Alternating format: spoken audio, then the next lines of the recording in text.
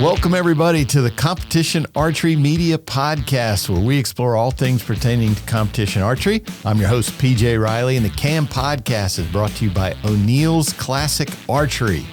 And today, we have a rare in-studio podcast to bring to you, and we have our Open Pro, winning his first ever Open Pro ASA championship, Brady Myers. Brady, thanks for being here. Yep, thank you.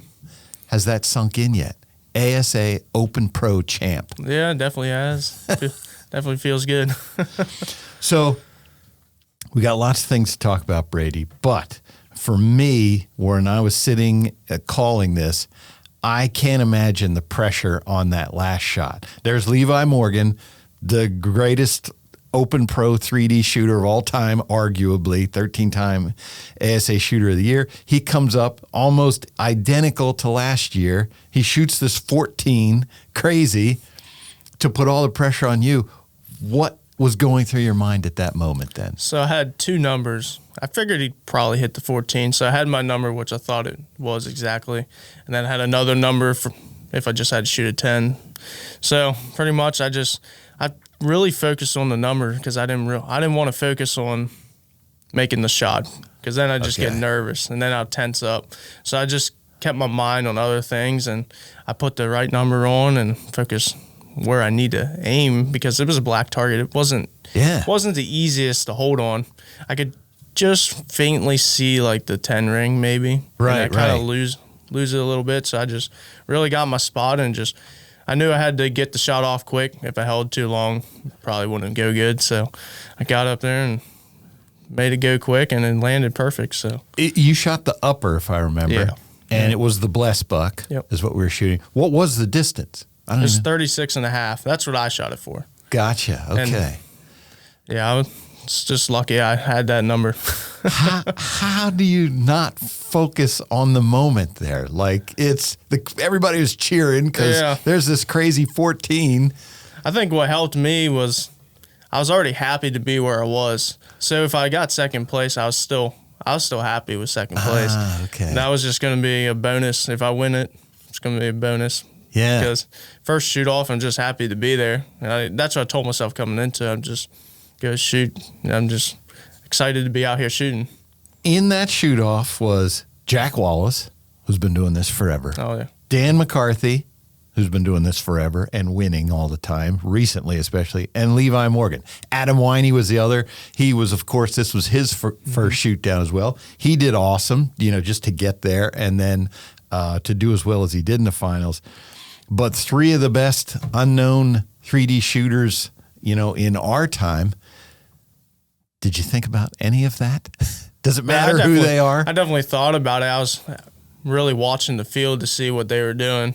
Really, I wanted to see that close target. So I watched everyone. I think everyone missed the 14, if I'm not mistaken.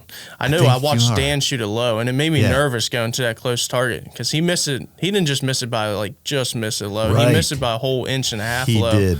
So I'm thinking, I really don't want to have to shoot a 14 on this. So I got a little bit more aggressive on the 12s, and I was able to get, I got 3 of them out of the 5. You did, yes. And I did hit the mule deer for the last target, which I was actually thinking about shooting a 14. If Dan would have hit it, it would have gave me more confidence. I probably would have shot the 14. That way, it pretty much gave me a really big lead on Levi, and I would only have to shoot a 10 to win. Right. And I couldn't make myself do it. So 3 12s and 2 10s in your first shoot down ever.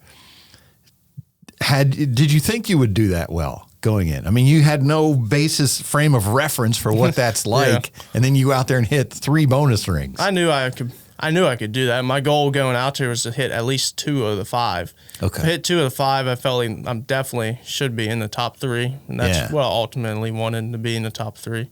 So going from, this being your first shoot down and it's indoors like that, well, we'll talk about it because you do have some experience shooting Great American Outdoor Show in a setting similar to that. But was that an adjustment for you to figure out how to judge in that environment compared to out in the woods? Yeah, I had no idea what the first target was. I was really nervous I was able to make a really clean shot, but my number I had on it before when we went to practice judge was 2.5 yards less than what I shot it for. No kidding. So I listened to the women how long it took for the arrows to get there while they were shooting. Okay. So it gave me an idea. I definitely knew it was not what I originally wrote down. So I added a yard and held center, thinking I might have a chance to rise, and which it did, and I got the 12. Okay. So it worked out actually pretty good. And after that, I knew what the next few targets would roughly be then. Gotcha. You started in the 4th position, correct? Third position. Okay. So you were on which target? I started Coyote. You started Coyote. Okay. Which I'm forgetting where they moved that one to. Was that the shortest one? No, that was the second farthest, I believe. The Black Pig was the farthest. Right.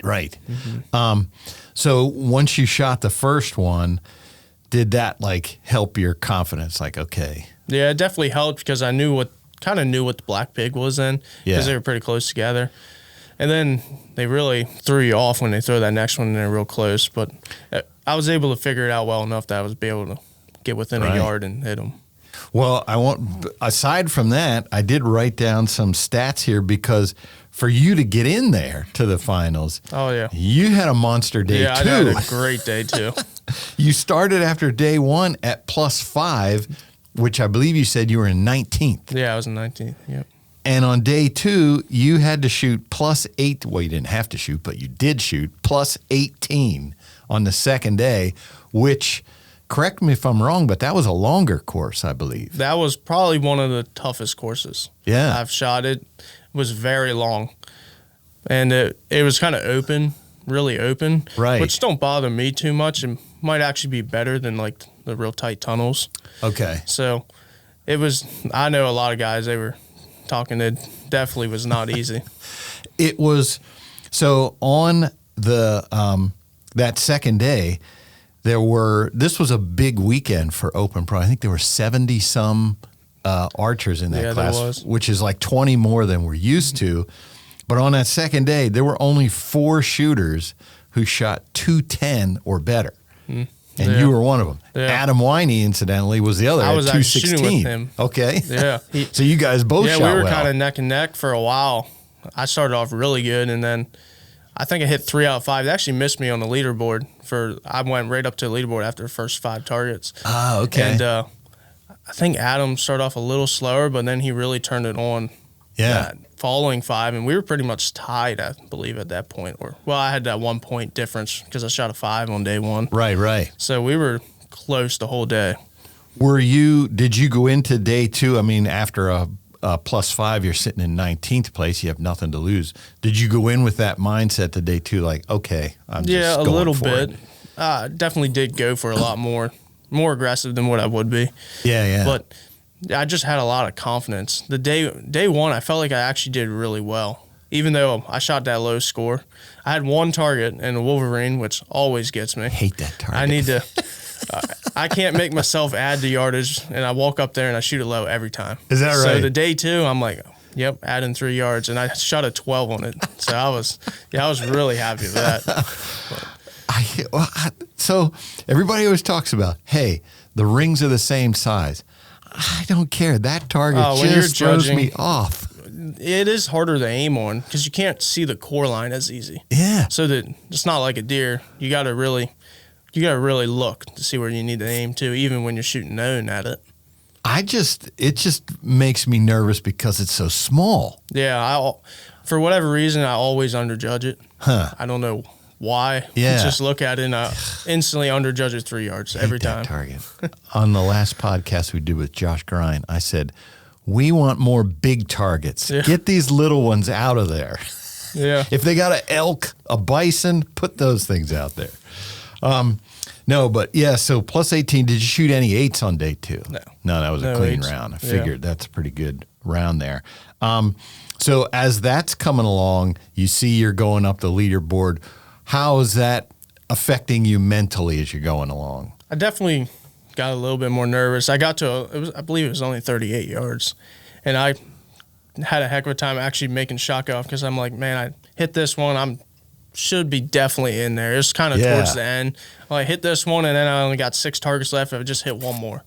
Then I got actually nervous and missed it. Like, bad shot. I had the number. I just totally missed the 12 low, right under it, because I'm going all uppers almost all day. So then I had to get a little bit more aggressive because I wanted to make sure I was for sure in there. And actually, I almost missed one that almost cost me. I think it was a blessed buck, 40. It might have been like 47 yards, I believe. Right. But I shot left, which is not a great shot. And I shot left, perfect height of the upper, and I just caught it. Hung 10. Yeah. Well, I actually hung 12. Oh, you stuck the 12. Yeah. Okay, gotcha. So it was high left. But, yeah, it was good thing I caught that one. So I think you went into the Shootdown just 1 point behind Levi. Yeah. And it was you and Jack were tied on score. Yeah. Wow. Yeah, that's I went to look at the scores. Somehow I think I read your post that you said you didn't do too well day one. I was like, all right, let me see what he did. And yeah, plus 18. I mean, the highest score shot all weekend was plus 20. That was Chance the first day. Yeah, he had a crazy day. That was a tough on that course to do that. Yeah, that was the tight. So let's talk about that a second. So Range A, the first day, that's a brand new course, actually, just for that weekend. So it was basically like they carved tunnels. Yeah, it was very thick. Tight. So when you look at it, they almost look different. They do. They don't look like they're day two.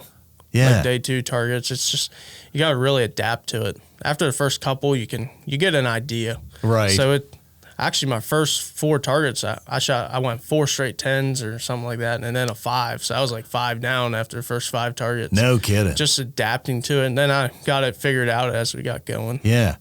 Is that, for me, when I look in there, I tend to see things longer than they are in those tunnels. Yeah. Is that... I can't really remember how I was seeing them, but I know I did see the Wolverine really bad. I shot for the upper 12 and shot a 5 low. If that tells you how bad I missed that one. Yeah. So I can totally understand that on that target. But then day 2, as we mentioned, you went out to kind of more what is typical Graham Creek in the pine plantation, very open. There's lots of stuff at ground level, but above you, more it's open. stuff that I've seen before. Those tight tunnels, even last year I struggled with that on that first day. So I just that's something that I've definitely got to figure out, work on. Yeah, but it's hard to replicate. That's what I was gonna say. I don't know where you can practice that. So not around here. No. So this was we mentioned this was your first ASA Shootdown. You made 2 last year at IBO. This is your second year shooting pro. Yep. I believe before that you shot bow hunter mostly, right? No, I shot open. You did shoot open. Last year was the first year I ever shot at ASA. I just wasn't able to get to it when I was a kid because my dad didn't have enough vacation off work to get me down there. Yeah. So last year, I really went in fresh, like straight into ASA Pro. So in Foley last year, I believe I shot 13 down the first day. It was my first pro shoot ever, and I never shot 50 yards unknown yet because in IBO, I went from YMR 15-17, and I could have shot another year in that, and I bumped right up to men's bow hunter or MBO. Yeah. I did well, so I figured. Yeah, I saw a couple podiums you had in MBO. Yeah, I won worlds in MBO. Yeah, so nice. I figured, I believe Jack Wallace might have even been saying, he's said, don't go to semi, just go straight to pro. Because I'll learn so much more, and I'm very glad I skipped semi. Yeah. Because shooting with those guys last year, you really learn a lot. And I shot with Levi 3 times, a couple times with Dan. You really pay attention to those guys. Right. And you can learn a lot about what they're doing and how if they do miss one, where they miss it and what made them miss it. And I really focused on that last year and learned a lot. How about that? I might have misunderstood it, thinking you shot bow hunter. I thought MBO, you're shooting an open setup. It's an open setup, yeah. Gotcha, okay. It's basically the highest. It's the highest amateur class for IBO before you get to semi. Gotcha, okay. But yeah, talk about that, what that's like. I mean, that sounds like that was a good experience for you last year to shoot with these guys and see what they do, how they play the game. Mm-hmm. Go ahead. What really helped me, Levi put out a judging video right before Foley. And I watched that video once through, and I actually went back and watched it again. And ironically, it really helped me a lot. And sorry, Levi. Yeah. So he goes for all lowers, which everything he said in that video, I pretty much replicate the same, but except I go uppers and play the drop. So my aggressive number would be high, or so I basically get 3 numbers, but most of the time I'm towards the lower end. Yeah. Because I don't want to get below out the top, but then I have plenty of room I can stay in because I can misjudge, I think 3 yards, and I was still just barely hung 10 on low at the low part. So there's more room to miss, and it keeps you away from the 8s especially. Gotcha. So from his video, were you picking up the judging part of it, the judging part? It was which the is judging. Mostly the whole video is about judging. Yeah. Gotcha. Yeah. How much time would you say you spend practicing just judging? Not much, really. I don't have nowhere at my house to do it. Yeah. I just bought a few targets last year, but I only have like one little area I can put them in. So gotcha. It's really tough for me. I try to shoot as many shoots as I can, and there's nothing around, which is really, I really surprised myself I was able to win Foley like that, because I set out my Reinhardts. I don't have any Mackenzies. I set out a couple Reinhardts, and I looked at them, and I judged them all right. And they were the same spot as last year, so I kind of influenced from those numbers. So that's the only practice I had coming into Foley judging-wise. No kidding. So for folks who don't know it, here in PA, you're only an hour away from us. I never see ASA targets here. No, you don't. Very rarely. There's if someone around here does an ASA shoot, it tends to be some other target that they just put ASA scoring rings on, but it's not. It's the mainly targets. Reinhardts around here. Yeah, exactly. IBO, you get all those targets. But yeah, so that. Do you have any thoughts about that going forward as to what you may be able to do, or what? I'm going to definitely go buy the Wolverine at the next shoot. And I think the Javelina, definitely buy those. But I got a guy, he offered me to come shoot it. He has a course, so I'll probably go shoot there if I can. Yeah. And I'll probably find a way, I don't know, maybe take the targets over to my uncle's house, stick them in his yard. He has a big yard or something. Yeah. But yeah, just pretty much shoot as many local tournaments. That's all I can really do. And I shoot the RBD Triple Crown. Oh, yeah. Okay. So it's known, but I judge every target before I shoot it. Okay. So I'll do that too. That helped me a little bit last year. Yeah. So I have to ask, Brady, how old are you? I just turned 20 this month. Just turned 20. Okay. 20 years old, and we mentioned it a little bit earlier, the Great American Outdoor Show. That's this big outdoor show here in Harrisburg where they have archery competition. And the last 2 years, this year you won which division? I won the open money and the spots. I got second in the open 3D, and I won the hunter money class in the 3D. And then last year you won? I won the open money and the hunter money in 3D. I didn't place in spots. Yeah.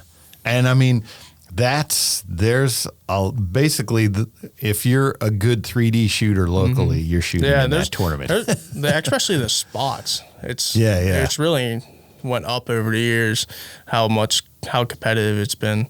But the 3D, it's always been, there's a lot of good shooters there. There are a lot of good shooters.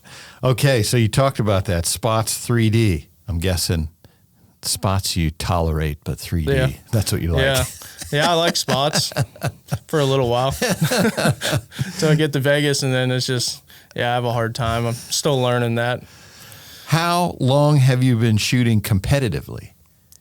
I started when I was 8 years old. I think I shot my first state shoot. But I really got into it more when I was like 11 or 12. That's when I really got into it. But when I was 8, I always shot the outdoor show, and I shot indoor states for the PSAA. Okay, yeah. And And I shot that for 3 years, just like hunting setup. Yeah, yeah. And I did good. And I always did. I was a really good shot when I was younger too. I just didn't know. My dad, he was just a bow hunter, average bow hunter. He didn't know about tuning bows. And as we got more, he learned some. He'd watch videos, and then we learned the paper tune and all that. But I went to Alpha Archery. Ken Haynes. Actually, if anyone knows Levi Haynes, he's #1 in the nation right now wrestling. Yeah. His dad taught me a lot about shooting. He set up all my bows and really helped me get going to where I was a pretty good archer. By the time I was 11, this is when he closed up a shop sometime around then. But yeah, he helped me a lot then. Well, getting to your equipment and all that stuff, that's what I wanted to talk to you about, because we want to talk about Mike Notarangelo. Oh, yeah. He runs the LAS Express trailer, and he told me a story yesterday where he said, oh, Brady's coming. Oh, yeah. He said, the first time Brady's dad came to me with this bow at an IBO, and Mike said he looked at it and he said it was all messed up. Oh, yeah. He said you were asking, you needed more left adjustment. And Mike said he looked at the bow and he was like, man, there's a lot of things here. And that you said. Yeah, I remember this actually. He said, I just got to get it to shoot tomorrow and then we'll fix it. Yes, this was at Outdoor Nationals in Mechanicsburg. Oh, it was Outdoor Nationals. Okay. So I think I was running my rest way left to get it to shoot paper. I didn't know about shimming a bow at this time. I was 11. So I didn't know what shimming a bow was or yoke tuning or anything like that. So my rest was way to the left. And then I ran out of adjustment going to the left, my sight. On your sight. And I don't know what actually caused it. It was all right, and then it got worse. But I was still like in second or third. He said you won. Oh, yeah, maybe I don't even remember anymore. Maybe I did, but yeah, he helped. There's a lot of cases like I think I don't know what the years were, but 2018, 2019, I think I lost 2 world championship. The first one I lost. It's pretty funny, but I had a dozen arrows. I shot them for 2 years, and I beat them to death. I mean, never changed the bushings. I just shoved nocks back down in there, and I shot all right, but I should have shot really good. I felt like I was shooting really good, and I came back, told Dad, I was like, they just won't hit the middle. I don't know what's going on. I'm shooting, my pin never leaves the 11. So we go over to Mike. He spins every one of the arrows, throws 9 of them to the side, and says, "Here's your 2 good arrows." So I had 2 arrows that spun straight, and at that point I was too far out and never could catch up. So he gave me the 2 good arrows. I actually went up in the world shoot off and shot 8 up and 10 targets, but I never caught up. So what he said was after with this first bow, he said they got it fixed. You won the tournament, and then. After the tournament, he said he tore the bow apart and set it up right. Yeah, this was a while ago. He said your dad called him and said, "Hey, man, Brady's never shot this good before." And Mike said he was like, "Yeah, because he can shoot. Now the bow's not fighting him." Yeah. I was just thinking about all this stuff I lost when I was younger, and I should have probably won if I knew what I was doing. But that's kind of our fault. So let's talk about that for a second, because, Mike and his team, they're at all these tournaments just for that reason. Rob Caulfield calls them, they're the pit crew for the archers. Yeah. And talk about how that's helpful to someone like you when you're in these situations. Yeah, it definitely helps. Normally, when I get to probably one of the ASAs, I might bring both my bows and have them check my third axis, because whatever reason, I never get it perfect, and then Mike has to fix it. But yeah, he's helped me so many times over years. At the next one you go to, just be sure and tell him, Mike, can you check this third axis? I'd like to have PJ do it, but he's not available, so if you could do it, Mike will love that. Yeah. So you've been shooting hardcore competitively since you were 11. I'm guessing now you were talking about shooting field. I'm guessing mainly IBO was what you were shooting, but you also did the field stuff. When I was 11, I started shooting field and hunter.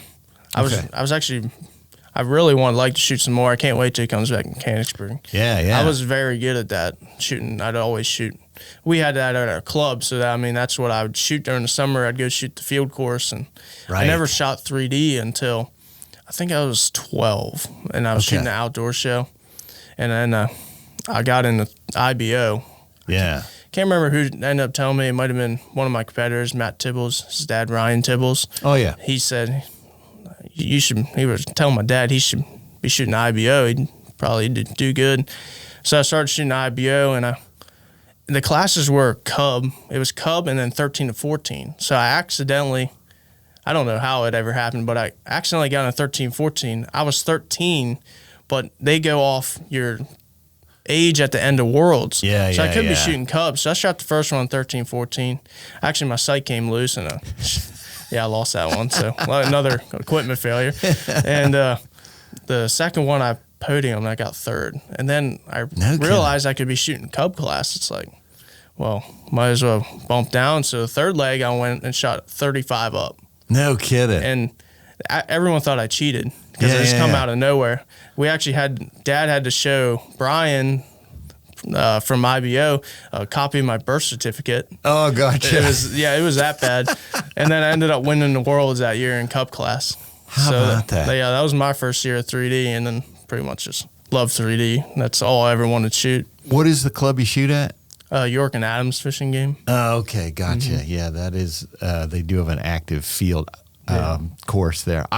For me, I love field archery. It's just you're in the woods. It's the closest thing you can get to 3D. That's paper, pretty much. It's a lot of arrows, but I like that too. Yeah, you'll shoot a lot. I think it's 112 per round. So you definitely get to shoot. So if or when Field Nationals comes back, you imagine you'll shoot that one. They'll be right there in your backyard. Have you ever shot that one before? Oh, yeah. I believe that's where Mike actually fixed my bow. Okay, gotcha. So the last time I was there, I was my last year amateur. I got second in the men's. Yeah. Me and Ian Sterner, he's actually local. He beat me in a shoot-off we go 5 days, and somehow we tie in score and X's. No kidding. He actually beat me by 1 X in the shoot-off. Wow. So, that was pretty interesting and good. Well, happy for Ian to win that one, though. So for this year, you'll shoot all the IBOs and all the ASAs, I guess. Mm-hmm. Yeah. And then tell us how you got hooked up with PSE and Lonnie Workman. How did you connect with them? That's who you shoot for. We should mention that. So I've always shot a PSE. Since I've been 9 years old, I've shot a PSE. I've never shot another bow in a tournament.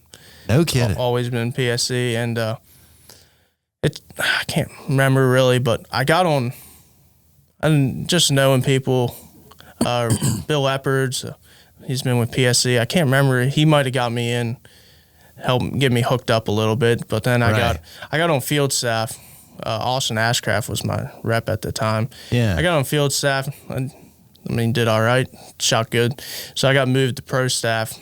I can't remember the years, but so then when I was ready to go pro, after MBO, I talked to Lonnie, and he gave me a contract for my first year pro, helped me out a little bit, and then after that, signed with him again this year.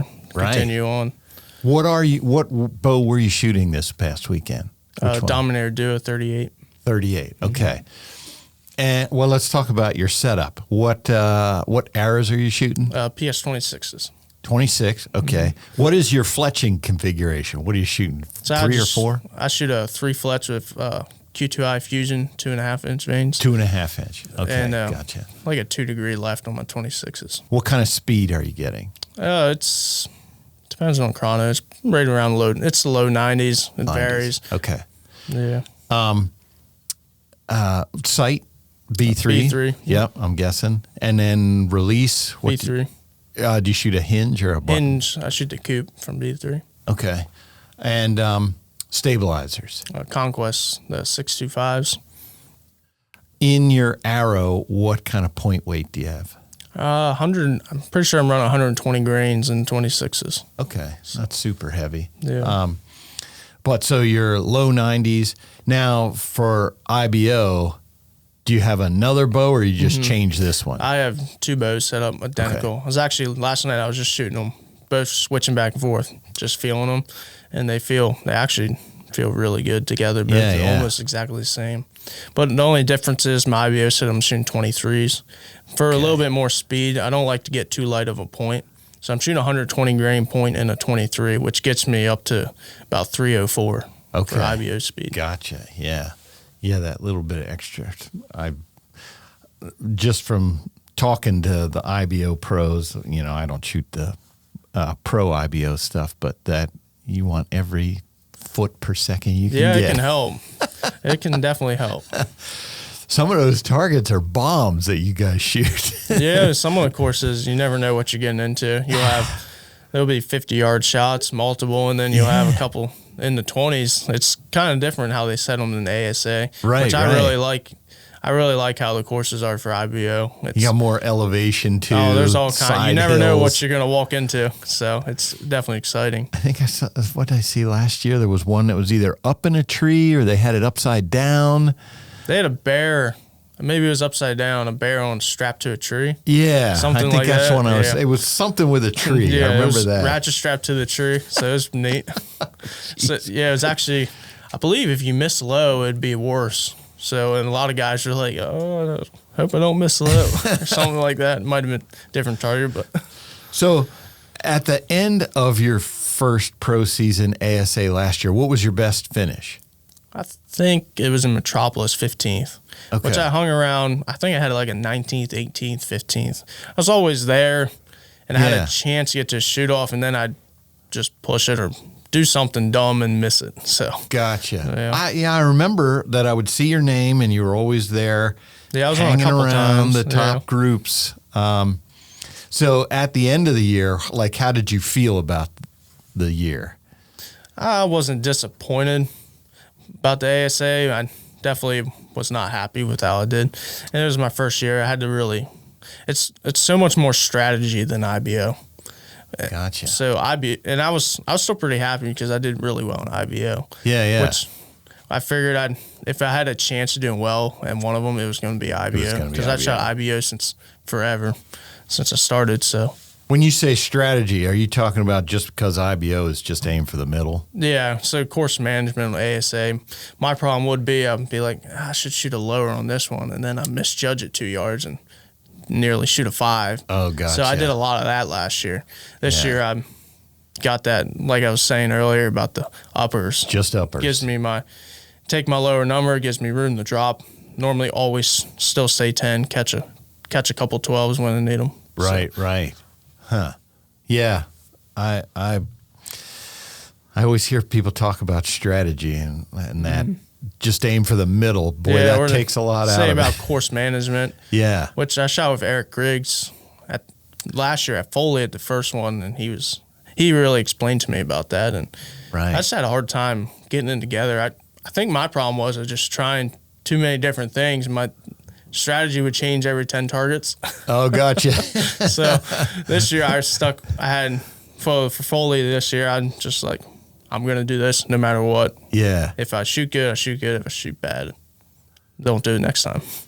I forget what pro told me that they were like, when we were talking about strategy, it was probably Dan McCarthy, and he said, you don't have to hit them all. Oh, yeah. There's some where a 10 is good. Yeah. Oh, yeah, 10's definitely your friend, especially in ASA.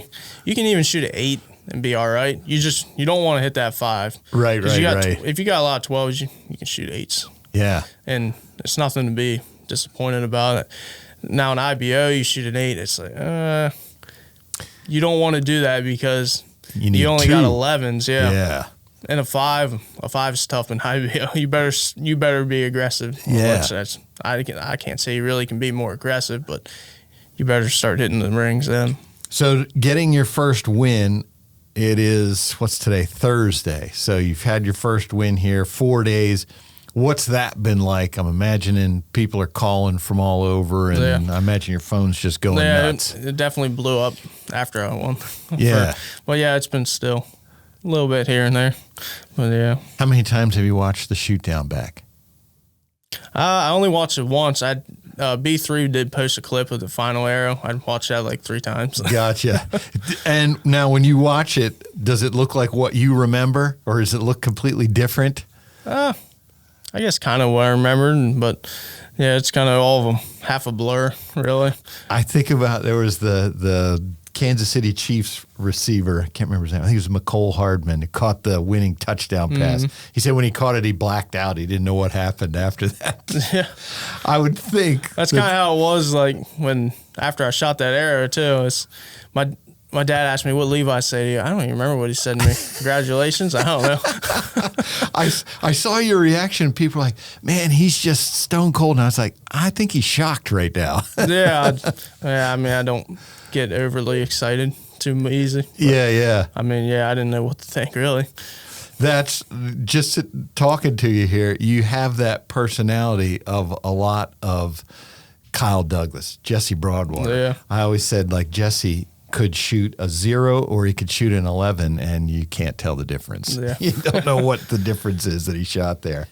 Okay, so when you're not shooting your bow, we're saying you do landscaping? Yeah, I have a landscaping business. Okay. My dad, he started when I was born, I believe, and I've been helping him since I've been 6 years old. So I actually was riding around mowing soccer fields on 0 when I was 6, and I've done it ever since. No kidding. Mowing, landscaping, mainly mowing. I would help him with when I was younger, but we would. I'd go and help him every time I could. But senior year, he didn't want to do it anymore. He's worked 2 jobs for never how long. I guess you got to do that to support me shooting. And so take you to the shoots. Yeah, he gave me the business in senior year, and I pretty much. Nice. It's almost full time, but it's pretty much kind of part-time because I wouldn't be able to do it full-time with archery. So Yeah. And then in the winter, I work for taxidermist part-time, Outback Imagery Taxidermy.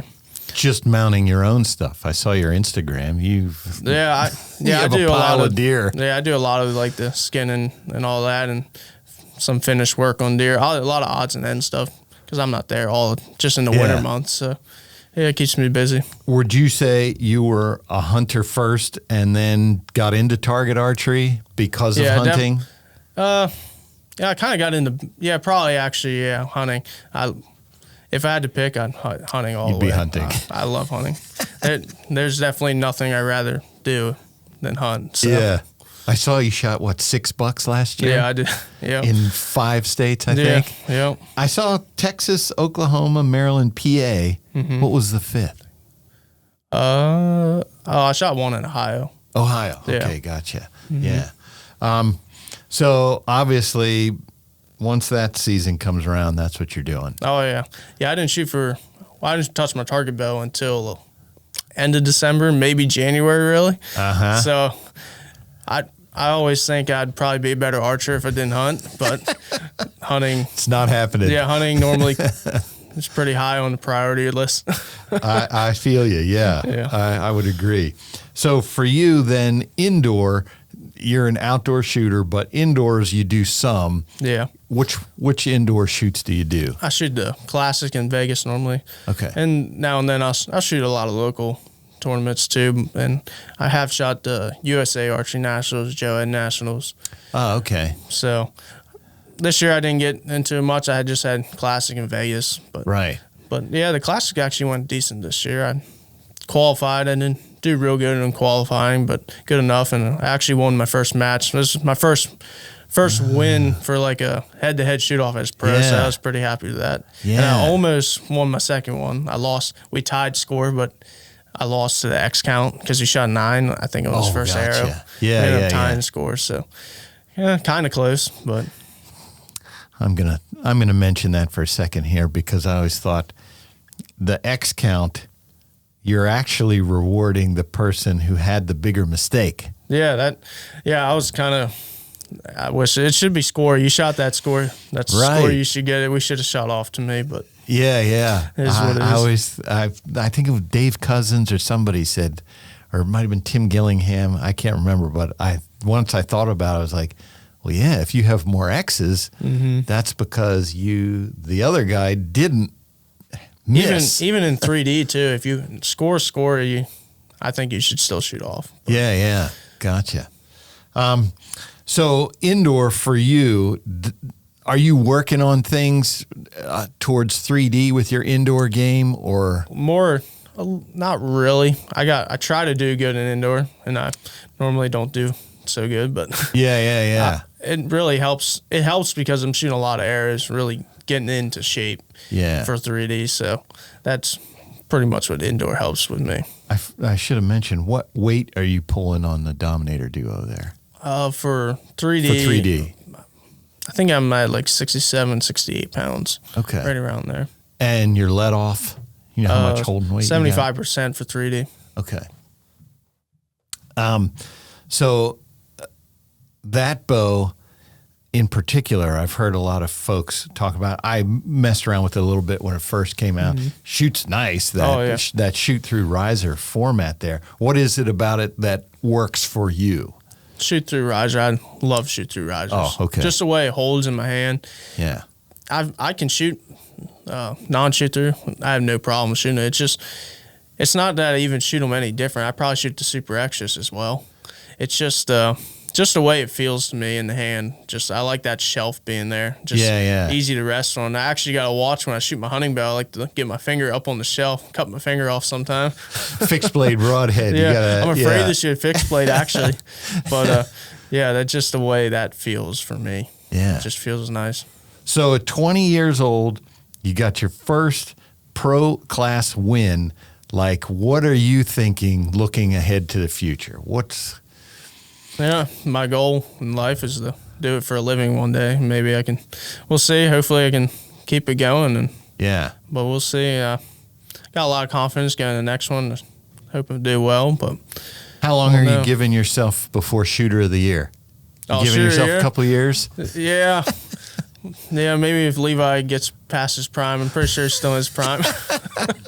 Me being so new still, I don't expect to win it because I might have one bad tournament. Too. Right. Yeah. I'm still learning a lot more than what Levi, and everyone's still learning. They learn something almost every shoot. But yeah, I'm still very new to it. So from this one that you won, what are some things that you're taking away from it that you're like, okay? Definitely the strategy with the upper 12.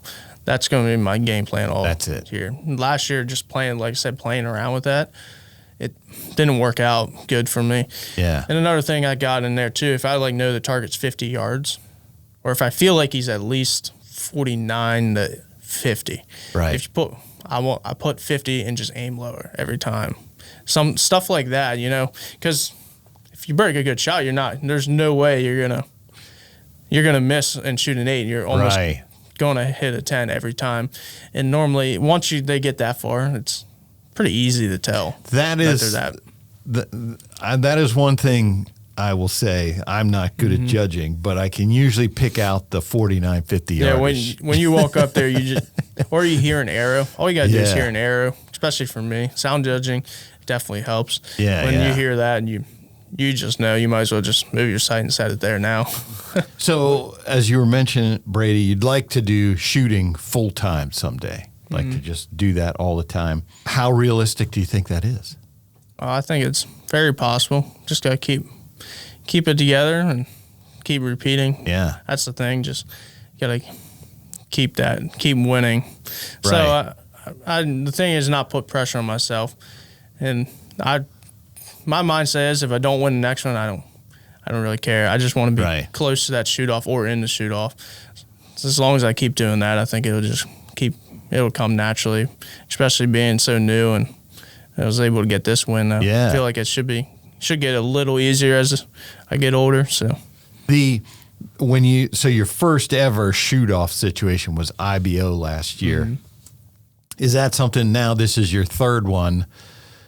Does it get easier? Have you noticed it get easier? It's only 3, but a little bit maybe, but still not much. IBO, I was my first one was a little shooken up, I guess. Yeah. But I guess what really made me shake up, I think I was in third, and the second place, he dropped a low 5, and then I'm like, oh, yeah, now I can get up there. So that's what really got me shook up. If he wouldn't have done that, I think I would have been pretty calm in my first IBO one, but I still shot pretty well in it. Yeah.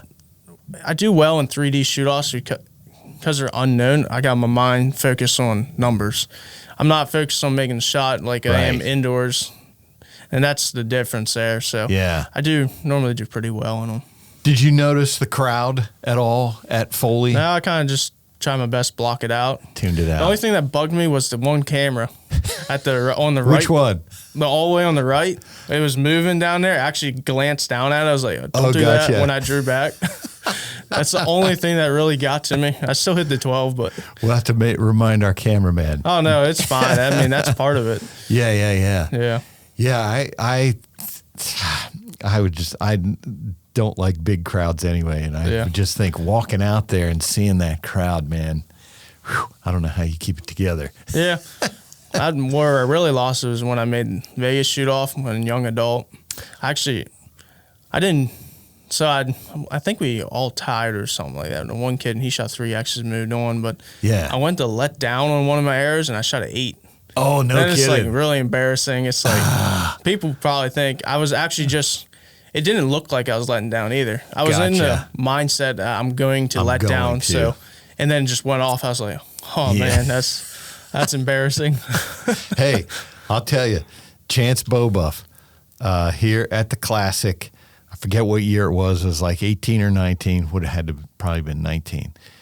He's obviously in the Open Pro finals, and he was drawing back, and his release went off. Oh, and I know. Shot into the top of the wall. Yeah, I remember that. I actually was watching that one. He never missed an X after that. I thought, man, and pressure's off then. Yeah. I would have come apart just from, like you said, oh man, that's embarrassing in front of everybody. Yeah. And I'll never forget, Ben, he walked off and Darren Christianberry came over to him and said, oh, Chance, I feel so bad. I don't know what to say. And Chance just looked at him and said, ain't nothing to say, brother. Yeah. It's like, yeah, it's over. Just, hey, it happened. It's over. It's gone. Yeah. Well, folks, that is another episode of the Competition Archery Media Podcast. Brady Myers, congrats on the win, and thanks for coming in today. Thank you. Folks, you can find the CAM podcast on all the platforms, wherever you find your favorite podcasts. Thanks for joining us today.